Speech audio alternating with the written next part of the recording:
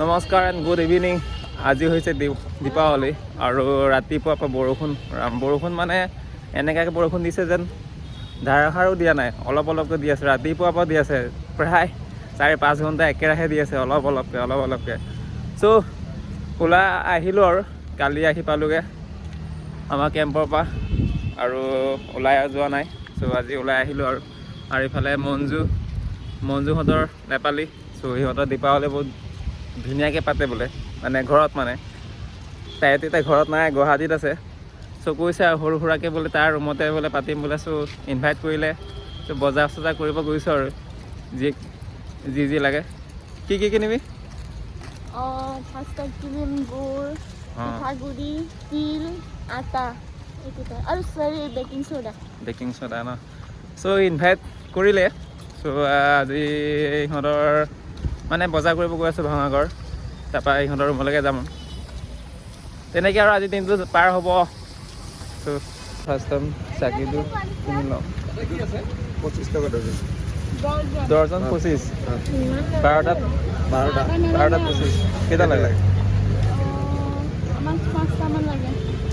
6টা লৈ লওক। 10 টকা দিয়ক।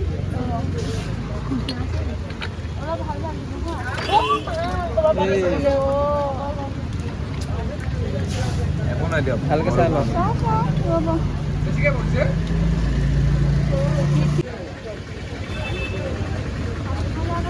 কিমান নেকি? 10 টকা। এইবিলাক কিমান? 20 টকা। খোলা নাই নেকি? নাই। এইটো ভাল লাগে।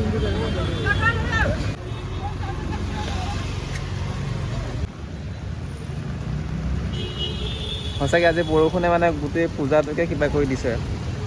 ৰাতিপুৱাৰ পৰা বৰষুণ ভালকৈও দিয়া নাই, অলপকৈ দি মেলি গোটেই দিনটো লগাই দিছে।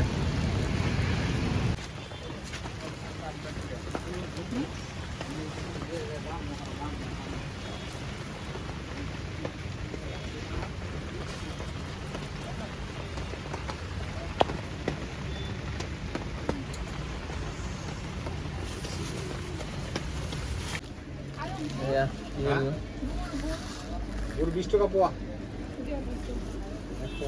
আৰু বেকিং চ'ডা। বেকিং সোডা এইটো যে ৰুটি চুটি বনালে দিয়ে যে বেকিং চ'ডা নকয় জানো? হয়, দুটা আছে, এটা সোডা এটা পাউডাৰ, মানে বেকিং পাউডাৰ। গুড় বেকিং সোডা। ৰুটি পূজা কোমল কৰে সেইটো কি? তিল পাবলৈ নাই, লাষ্টত পালোঁ তিল।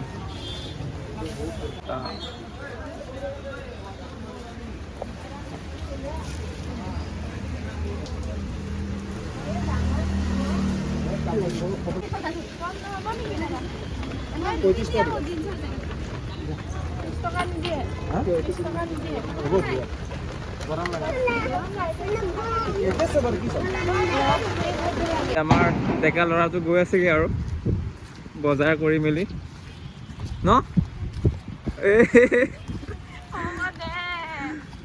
চ' মঞ্জু আজি খুৱাব আমাক, সিহঁতৰ নেপালী কি কয় এইটো? চ' আজি কি খুৱাবি? আজি মই নেপালী ডাঙৰকৈ ক। নেপালী স্পেচিয়েল চেল ৰুটি বনাই খুৱাম সিহঁতক। আজিলৈকে বনাই পোৱা নাই, কেনেকুৱা হয় মই নিজেও নাজানো। ত' আমাৰ হাতত আজিয়ে প্ৰেক্টিচ কৰিবি আৰু ন? আজিয়ে প্ৰেক্টিচ। তহঁতি তাৰ কি বুলি কয় টেষ্ট কৰি। চ' দেখা যাওঁ আজি। তই বনাবি, নামটো আমি দিম হা, পিছত কি হয় নামটো আমি দিম আৰু খাই বৈ নামটো দিম। চাগে আজি বৰষুণে মানে গোটেই পূজা মানে ধ্বংস কৰি দিলেও। চাকি জ্বলাবলৈ বাহিৰতো জ্বলাব নোৱাৰিম চাগে এতিয়া, ঘৰৰ ভিতৰে জ্বলাব লাগিব যেন পাইছোঁ, যিসকলে চাকি জ্বলায়।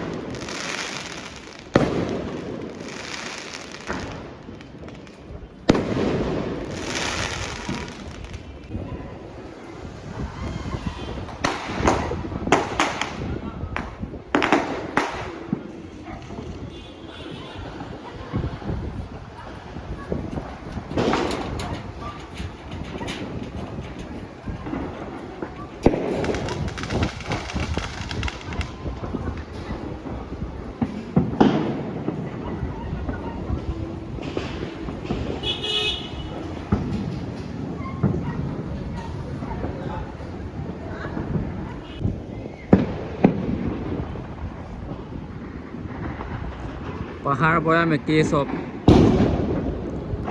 চবতে একদম পোহৰ চাউন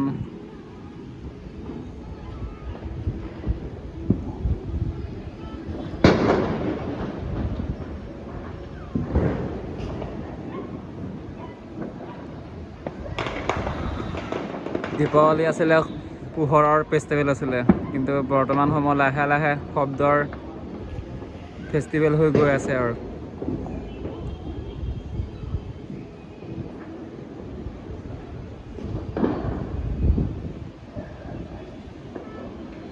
মঞ্জু ইয়াত কি আছে আটা আৰু ময়দা মিক্স আছে আচ্ছা আৰু এইটো কি লগাইছে এইটো হৈছে বেকিং সোডা ন এফালে কি গুড় ন গুড় গৰম পানীত মিক্স কৰিছো আৰু এফালে আছে তিল তিল চাটনি বনাবৰ কাৰণে তিল চাটনি বনাবলৈ ভাজিলো ফাৰ্ষ্ট টাইম গৰম হৈ আছে এতিয়া আৰু ইয়াত মানে মিক্স কৰা হ'ব এই নামটো কি আছিলে কৈ দিয়া পিঠাটোৰ নাম তোমালোকৰ চেল ৰুটি চেল ৰুটি খাৰু পিঠা ন মানে খাৰু নিচিনা হ'ব ন গোল আৰু এইফালে ইয়াত আৰু এতিয়া গুড় মিক্স কৰা হৈছে গুড় পানী দিয়া হৈছে মানে এইটো মিঠা হ'বলৈ দিয়ে চেনিও দিয়ে এইটো গুড়টো কিবা হ'ল জানো হ'ল জানো হ'ল চেনি দি বনাই কিন্তু মই ঘৰত গুড় দি বনোৱা দেখিছোঁ সেইকাৰণে এনেকৈ গুড় দি বনাইছোঁ তই ঘৰত গুড় দি বনাইছো বুলি কওঁ বনাই স্কুলত যে বাহিৰৰ টেবুলখনত কপা হেৰি এটা আছে যে বনোৱা হ'ব আৰু অলপ ঢিলা কৰিব লাগিব খতমটো বনাই এতিয়া বাতি দিয়া হৈছে বাতিয়ে উপঙি থাকে চেনিটো উপঙিব বাতি আৰু এনে ধৰি পেলাই কৰিব লাগিব এইটো বাতিয়ে উপঙি থাকে এইটো আহিছে এনেকেহে বনাই নাম কি কয় এইটো চেল ৰুটি নেপালী নেপালী এনেকে বনাই মানে ভাল লাগিছে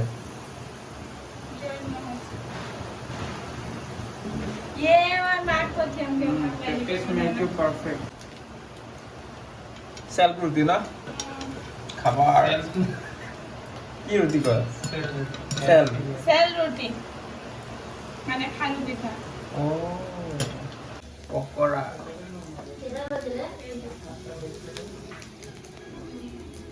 এলাহ লাগিছে যে সেইকাৰণে অলপ ডাঙৰ কৰি দিছোঁ মানে